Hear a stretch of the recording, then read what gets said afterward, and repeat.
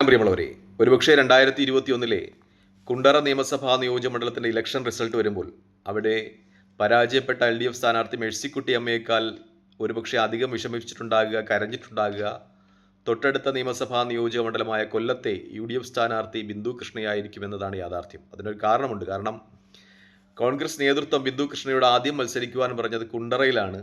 പക്ഷേ ബിന്ദു കൃഷ്ണ കൊല്ലത്തിനു വേണ്ടി പിടിവാശി പിടിച്ചു. കൊല്ലം പറഞ്ഞു വെച്ചിരുന്ന PC വിഷ്ണുനാഥിന് ഒടുവിൽ കുണ്ടറ മത്സരിക്കേണ്ടി വന്നു. കുണ്ടറ മത്സരിക്കുവാൻ നിയോഗിച്ചിരുന്ന ബിന്ദു കൃഷ്ണ പാർട്ടി നേതൃത്വവുമായിട്ടൊക്കെ കശപിശ നടത്തി കൊല്ലം പിടിച്ചു വാങ്ങി. പക്ഷേ ഇലക്ഷൻ റിസൾട്ട് വന്നപ്പോൾ ബിന്ദു കൃഷ്ണയും അതുപോലെ കേരളവും ആകെ ഞെട്ടി. കാരണം കഴിഞ്ഞ പ്രാവശ്യം 2016 30,000 വോട്ടുകൾക്ക് കോൺഗ്രസ് പരാജയപ്പെട്ട മണ്ഡലത്തിൽ കുണ്ടറയിൽ 4,523 വോട്ടുകൾക്ക് UDF സ്ഥാനാർത്ഥി PC വിഷ്ണുനാഥ് വിജയിച്ചു.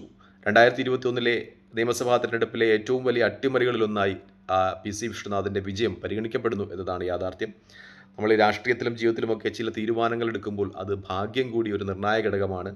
അങ്ങനെ ബിന്ദു കൃഷ്ണ തനിക്ക് മത്സരിക്കുവാൻ അനുവദിച്ച കുണ്ടറയിൽ മത്സരിക്കാതെ കൊല്ലത്ത് പോയി പരാജയപ്പെടുകയും കൊല്ലത്ത് മത്സരിക്കുവാൻ വിധിച്ച് പക്ഷേ ബിന്ദു കൃഷ്ണയുടെ പിടിവാശി മൊത്തം അവിടെ മത്സരിക്കുവാൻ കഴിയാതെ കുണ്ടറയിലേക്ക് വരേണ്ടി വന്ന PC വിഷ്ണുനാഥ് കുണ്ടറയിൽ വിജയിക്കുകയും ചെയ്തു എന്നത് നമുക്കതിന് ഉദാഹരണമായി എടുക്കാം. പ്രത്യേകിച്ചും ബിന്ദു കൃഷ്ണയെ സംബന്ധിച്ച് അവർ കൊല്ലം തിരഞ്ഞെടുക്കുവാനുള്ള ഏറ്റവും പ്രധാനപ്പെട്ട കാരണങ്ങളിൽ ഒന്ന് 2016 നിയമസഭാ ഇലക്ഷനിൽ 17,000 വോട്ടുകൾക്കാണ് കൊല്ലത്ത് LDF വിജയിക്കുന്നതെങ്കിൽ 30,000 വോട്ടുകൾക്കാണ് കുണ്ടറയിൽ നിന്നുള്ള LDF സ്ഥാനാർത്ഥി മേഴ്സിക്കുട്ടി അമ്മ രാജ്മോഹൻ ഉണ്ണി താനെ പരാജയപ്പെടുത്തുന്നത്. അപ്പോൾ കൊല്ലത്താണ് താരതമ്യേന വിജയസാധ്യത എന്നൊരു നിഗമനത്തിലാണ് ബിന്ദു കൃഷ്ണ കൊല്ലം തിരഞ്ഞെടുക്കുന്നത്. മാത്രമല്ല ബിന്ദു കൃഷ്ണ കൊല്ലം അടിസ്ഥാനമാക്കിയോ ആക്കി പ്രവർത്തിക്കുകയായിരുന്നു എന്ന ഒരു യാഥാർത്ഥ്യവുമുണ്ട്. PC വിഷ്ണുനാഥിനെ സംബന്ധിച്ച് PC വിഷ്ണുനാഥ് 2 പ്രാവശ്യം ചെങ്ങന്നൂരിൽ നിന്ന് മത്സരിച്ച് വിജയിച്ചുവെങ്കിലും 3ാമത്തെ പ്രാവശ്യം അദ്ദേഹം അവിടെ R രാമചന്ദ്രനോട് പരാജയപ്പെടുകയായിരുന്നു. പ്രത്യേകിച്ചും ചെങ്ങന്നൂരിൽ അവിടുത്തെ പാർട്ടി പ്രവർത്തകരുടെയൊക്കെ ഇടയിൽ ഉണ്ടായിരുന്ന ഒരു ആരോപണം എന്തെന്ന് വെച്ചാൽ PC വിഷ്ണുനാഥ് മണ്ഡലത്തിൽ കാണാത്ത ഒരു MLA ആണ് എന്നതായിരുന്നു. പക്ഷേ കുണ്ടറയിൽ MLA ആയതിനു ശേഷം അദ്ദേഹം അതൊക്കെ അതിജീവിച്ചു. തൻ്റെ വീഴ്ചകളിൽ നിന്ന് അദ്ദേഹം പാഠങ്ങൾ ഉൾക്കൊണ്ടു. അദ്ദേഹം ഇപ്പോൾ ജനകീയനായ കുണ്ടറയിലെ എല്ലാ കാര്യങ്ങളിലും ഇടപെടുന്നുണ്ട് എന്ന് തന്നെയാണ് ഒരു യാഥാർത്ഥ്യം. അതുകൊണ്ട് ഒരു പ്രാവശ്യം കൂടി PC വിഷ്ണുനാഥ് കുണ്ടറയിൽ മത്സരിക്കുവാൻ വരികയാണെങ്കിൽ അദ്ദേഹത്തിന് വിജയസാധ്യതയുണ്ട് എന്ന് തന്നെയാണ് എല്ലാ നിഗമനങ്ങളിലും കാണുന്നത്. പക്ഷേ കുണ്ടറയിൽ അദ്ദേഹത്തിൻ്റെ സാന്നിധ്യവും പ്രവർത്തനവും കൊണ്ട് കോൺഗ്രസിന് വേണ്ടി ഏകദേശം ആ സീറ്റ് ഉറപ്പിക്കുമ്പോഴും അദ്ദേഹത്തിൻ്റെ അശ്രദ്ധ കൊണ്ട് നഷ്ടമായ ചെങ്ങന്നൂർ ഇപ്പോഴും കോൺഗ്രസിന് അപ്രാപ്യം എന്ന ഒരു യാഥാർത്ഥ്യം നിലനിൽക്കുന്നുണ്ട്. കഴിഞ്ഞ 2-3 പ്രാവശ്യമായി ബൈ ഇലക്ഷൻ ഉൾപ്പെടെ അവിടെ CPMൻ്റെ സജി ചെറിയാനാണ് മത്സരിച്ചുകൊണ്ടിരിക്കുന്നത്. അദ്ദേഹം ഓരോ തിരഞ്ഞെടുപ്പിലും തൻ്റെ ഭൂരിപക്ഷം കൂട്ടിക്കൊണ്ടിരിക്കുകയാണ്. നമ്മൾ കുണ്ടറയിലേക്ക് തിരികെ വന്നാൽ അവിടെ SL സജികുമാർ ആയിരിക്കും LDF സ്ഥാനാർത്ഥി എന്ന ഒരു യാഥാർത്ഥ്യം തന്നെ ആണ് വരുന്നത്. അദ്ദേഹത്തിൻ്റെ സീറ്റ് ഉറപ്പിച്ചു കഴിഞ്ഞു എന്നത് ആണ് ഇപ്പോൾ പ്രധാനമായി വരുന്ന വാർത്ത.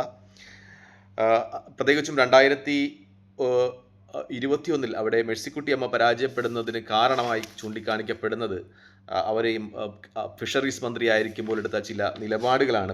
പ്രത്യേകിച്ച് വാഴക്കട മത്സ്യബന്ധനവുമായി ബന്ധപ്പെട്ട് ചില വിവാദങ്ങളിൽ അവരുടെ പേരുണ്ടായിരുന്നു. അതുകൊണ്ട് ഈ മത്സ്യബന്ധനവുമായി ബന്ധപ്പെട്ട് പ്രവർത്തിക്കുന്ന ഒരുപാട് ആളുകളുള്ള അവർക്ക് വലിയ വോട്ട് ബാങ്കുള്ള ആ മണ്ഡലത്തിൽ മേഴ്സിക്കുട്ടി അമ്മയുടെ ആ നിലപാടുകൾ പാർട്ടിക്ക് വിഘാതമായി. അതുകൊണ്ട് അവരെ പരാജയപ്പെട്ടു എന്ന ഒരു നിഗമനത്തിലാണ് പാർട്ടി ഇപ്പോൾ എത്തുന്നത്, CPM ഇപ്പോൾ എത്തുന്നത്. അതുകൊണ്ട് തന്നെ ഇപ്പോൾ പുതിയ സ്ഥാനാർത്ഥി വരുമ്പോൾ അദ്ദേഹത്തിൻ്റെ പ്രവർത്തന പരിചയവും പാർട്ടി മിഷനറിയും ഒക്കെ ചേർന്ന്, പ്രത്യേകിച്ചും CPM മിഷനറിക്ക് വലിയ സ്വാധീനമുള്ള വളരെ ആഴത്തിൽ വേരുകളുള്ള ഒരു മണ്ഡലമാണ് കുണ്ടറ എന്നതുകൊണ്ട് തന്നെ ഈ ഘടകങ്ങളൊക്കെ നിലനിർത്തി CPMൻ്റെ പരമ്പരാഗതമായ മണ്ഡലം തിരിച്ചുപിടിക്കാം എന്ന ഒരു നിഗമനത്തിലാണ് CPM ഉള്ളത്. പക്ഷേ PC വിഷ്ണുനാഥിനെ സംബന്ധിച്ച് അദ്ദേഹം ജനകീയനാണ്. അദ്ദേഹം ജനങ്ങളുടെ ഇടയിൽ വളരെ കാര്യക്ഷമമായി പ്രവർത്തിക്കുന്നുണ്ട്. പ്രത്യേകിച്ചും 2025 തദ്ദേശ സ്വയംഭരണ തെരഞ്ഞെടുപ്പിലെ ഒരു ലിസ്റ്റ് എടുത്തു നോക്കിയാലും ആകെയുള്ള തദ്ദേശ സ്വയംഭരണ സ്ഥാപനങ്ങളിൽ 7 എണ്ണമാണ് അവിടെ ഉള്ളത്. അതിൽ 3 എണ്ണമാണ് LDFന് നേടാൻ കഴിഞ്ഞത്, 4 എണ്ണം UDFന് നേടാൻ കഴിഞ്ഞിട്ടുണ്ട്. തദ്ദേശ സ്വയംഭരണ സ്ഥാപനങ്ങളിലൊക്കെ UDF നേടിയ വലിയ വിജയത്തിന് PC വിഷ്ണുനാഥിൻ്റെ പ്രവർത്തനം അത് വലിയ രീതിയിൽ തന്നെ ഉപകരിച്ചിട്ടുണ്ട് എന്ന വിലയിരുത്തൽ കോൺഗ്രസ് നടത്തുന്നുണ്ട്. അതുകൊണ്ട് കോൺഗ്രസ് നേതൃത്വം ഇത് ജില്ലയിലെ ഒരു ഉറച്ച സീറ്റായിട്ടാണ് കൂട്ടുന്നത് എന്ന ഒരു യാഥാർത്ഥ്യം കൂടിയുണ്ട്. തദ്ദേശ സ്വയംഭരണ തിരഞ്ഞെടുപ്പുകളുടെ ഒരു കണക്കെടുക്കുകയാണെങ്കിൽ, പഞ്ചായത്തുകളുടെ ഒരു കണക്കെടുക്കുകയാണെങ്കിൽ ആകെയുള്ള 7 പഞ്ചായത്തുകളിൽ 4 പഞ്ചായത്തുകൾ UDFനും 3 പഞ്ചായത്തുകൾ LDFനുമാണ്. ഇളമ്പല്ലൂർ പഞ്ചായത്തിൻ്റെ ഒരു സീറ്റ് കണക്കെടുക്കുകയാണെങ്കിൽ UDF 9, LDF 6, BJP 7, neck to neck, അതായത് BJP ഇവിടെ സാന്നിധ്യം തെളിയിക്കുന്നുണ്ട്. 7 സീറ്റുണ്ട്. കോട്ടംകരയിൽ എടുക്കുകയാണെങ്കിൽ 8 UDF, 9 LDF, 5 BJP. 3 മുന്നണികളും സീറ്റ് വിഹിതത്തിൽ വലിയ വ്യത്യാസമില്ല.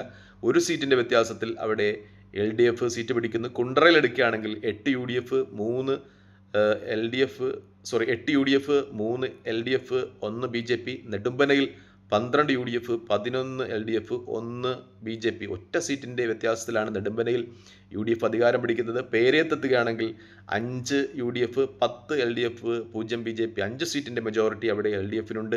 Perinad എത്തുകയാണെങ്കിൽ 4 UDF, 10 LDF, 7 BJP. അവിടെ രണ്ടാം സ്ഥാനത്ത് വരുന്നത് BJP ആണ്. ഇപ്പോൾ 6 സീറ്റിൻ്റെ വ്യത്യാസം അവിടെ കോൺഗ്രസും LDFും തമ്മിലുണ്ട് എന്ന ഒരു പ്രത്യേകതയുണ്ട്. അതായത് തദ്ദേശ സ്വയംഭരണ സ്ഥാപനങ്ങളിൽ അവിടെ കോൺഗ്രസിൻ്റെ UDFിൻ്റെ ഒരു നേരിയ മുൻതൂക്കമുണ്ടെങ്കിൽ പോലും BJP അവിടെ തദ്ദേശ സ്വയംഭരണ തിരഞ്ഞെടുപ്പിൽ വലിയ പ്രകടനം കാഴ്ചവെക്കുന്നു എന്ന ഒരു യാഥാർത്ഥ്യമുണ്ട്. പ്രത്യേകിച്ചും കൃഷ്ണകുമാർ അവിടെ ലോക്സഭയിൽ മത്സരിച്ച BJP സ്ഥാനാർത്ഥി, നടൻ കൂടിയായ കൃഷ്ണകുമാർ BJPക്ക് വേണ്ടി 23,000-ൽ പരം വോട്ടുകൾ നേടുന്നുണ്ട്. പക്ഷേ 2021-ൽ BDJS അവിടെ മത്സരിക്കുമ്പോൾ കിട്ടുന്നത് 6,100 വോട്ടുകൾ മാത്രമാണ്. ആ മണ്ഡലത്തിൻ്റെ അല്ലെങ്കിൽ തെക്കൻ കേരളത്തിൻ്റെയൊക്കെ ഒരു പ്രത്യേകത വെച്ച് നോക്കിയാൽ, തിരുവനന്തപുരം, കൊല്ലം ജില്ലകളിൽ, ആലപ്പുഴ ജില്ലകളിലൊക്കെ ഒരു പ്രത്യേകത വെച്ച് നോക്കിയാൽ അവിടെ NDAക്ക് വേണ്ടി BJP മത്സരിക്കുമ്പോൾ, അത് നിയമസഭയിലായാലും ലോക്സഭയിലായാലും വോട്ടുകളുടെ എണ്ണം വർദ്ധിക്കുന്നുണ്ട്. പക്ഷേ BDJ സ്ഥാനാർത്ഥിക്ക് മത്സരിക്കുമ്പോൾ വോട്ട് കുറയുന്നുണ്ട്. അതാണ് 2021-ൽ ഈ കുണ്ടറയിൽ നിന്ന് മത്സരിക്കുന്ന BDJSൻ്റെ സ്ഥാനാർത്ഥിക്ക് 6,100 വോട്ടുകൾ മാത്രം ലഭിക്കുമ്പോൾ 2024 ലോക്സഭാ ഇലക്ഷനിൽ ആ മണ്ഡലത്തിൽ നിന്ന് കൃഷ്ണകുമാർ എന്ന് പറയുന്ന BJP സ്ഥാനാർത്ഥി 23,000 വോട്ടുകൾ നേടുകയും ഒപ്പം തദ്ദേശ സ്വയംഭരണ സ്ഥാപനങ്ങൾ BJP വലിയ വിജയം നേടുകയും ചെയ്യുന്നത്. അതായത് BJPയുടെ വോട്ടുകൾ BDJSലേക്ക് എത്തുന്നില്ല എന്നത് ഒരു യാഥാർത്ഥ്യമായി തെക്കൻ ജില്ലകൾ നിലനിൽക്കുന്നുണ്ട്. നമ്മൾ ഈ മണ്ഡലങ്ങളുടെയൊക്കെ ഒരു അവലോകനം നടത്തുമ്പോഴും അവസാന റിപ്പോർട്ടുകളിലും തെളിയിക്കുന്ന ഒരു യാഥാർത്ഥ്യം എന്ന് വെച്ചാൽ UDFിന് മുൻകൈ ഉണ്ട്. അത് PC വിഷ്ണുനാഥിൻ്റെ പ്രവർത്തനം തന്നെയാണ്. അദ്ദേഹത്തിൻ്റെ ജനകീയത കുണ്ടറയിൽ കോൺഗ്രസ്സിന് അനുകൂലമായ നേരിയൊരു മുൻതൂക്കമുണ്ടാകും. പക്ഷേ LDFിനെ സംബന്ധിച്ച് നേരത്തെ മേഴ്സിക്കുട്ടി അമ്മയ്ക്ക് എതിരെ ഉണ്ടായിരുന്ന മത്സ്യത്തൊഴിലാളികളുടെ ഒരു വികാരം ഇപ്പോഴുള്ള LDF സ്ഥാനാർത്ഥിക്കെതിരെ ഇല്ല. മാത്രമല്ല 2006 തൊട്ട് തുടർച്ചയായി LDF ജയിച്ചു കൊണ്ടിരുന്ന സീറ്റാണ്. 2021-ലാണ് അതിനൊരു ഭംഗമുണ്ടാകുന്നത്. അതുകൊണ്ട് തന്നെ LDFിനും അവിടെ പ്രതീക്ഷകളുണ്ട് എന്ന് തന്നെയാണ് സ്ഥിതിഗതികളൊക്കെ വ്യക്തമാകുന്നത്. നിലവിലുള്ള സാഹചര്യം അനുസരിച്ച് കുണ്ടറയിൽ UDF ആ മണ്ഡലം നിലനിർത്തുവാൻ തന്നെയാണ് സാധ്യതകളൊക്കെ കാണുന്നത് എന്ന ഒരു യാഥാർത്ഥ്യമുണ്ട്. തൽക്കാലം ഈ വീഡിയോ ഇവിടെ വാങ്ങിയാണ്. മറ്റൊരു വീഡിയോയുമായി കാണുന്നതുവരെ നന്ദി, നമസ്കാരം, ജയ് ഹിന്ദ്. വീഡിയോ ഇഷ്ടപ്പെടുന്നുണ്ടെങ്കിൽ ലൈക്ക് ചെയ്യുക, ഷെയർ ചെയ്യുക, കമൻറ്റ് ചെയ്യുക. മറ്റൊരു വീഡിയോയുമായി കാണുന്നതുവരെ ജയ് ഹിന്ദ്.